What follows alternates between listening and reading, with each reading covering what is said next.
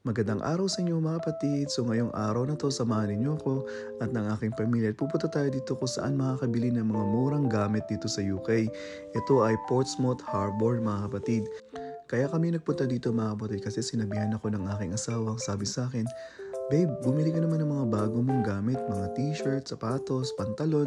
Kasi nakikita ni Mrs. na yung mga gamit ko ay medyo luma na. Sabi niya, bumili ka naman, i-treat mo naman yung sarili mo. So ayan, nagpunta kami dito sa may Portsmouth Harbor mga kapatid.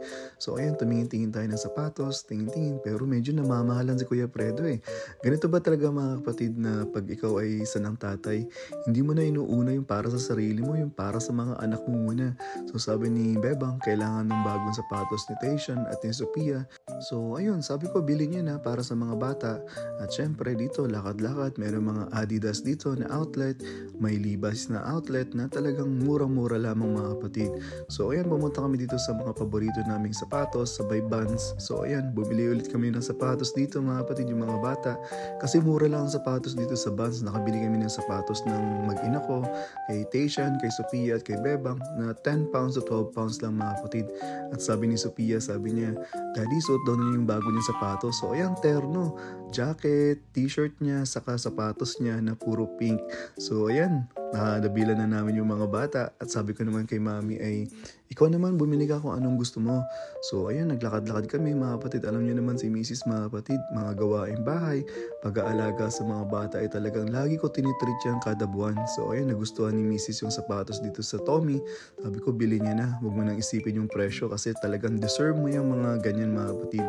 So habang namimili si mami, so ako nagbabantay ako dito sa mga bata.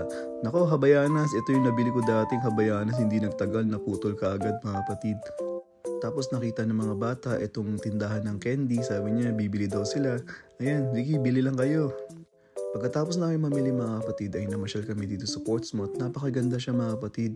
At syempre, nilulubos lang namin yung mga oras na magkasama kami, na wala kaming pasok parehas ni mami. Syempre, nag-spend time kami sa mga bata, lalong-lalo na yung mga bata. Napakabilis lumaki yan mga kapatid.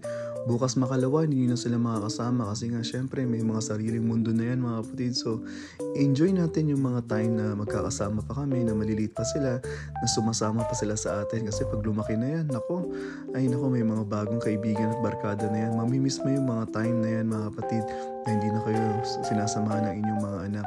Pasyalan nyo dito sa Portsmouth mga kapatid, talagang ma-enjoy ninyo at talagang, ayan, yung mga bata sobrang enjoy.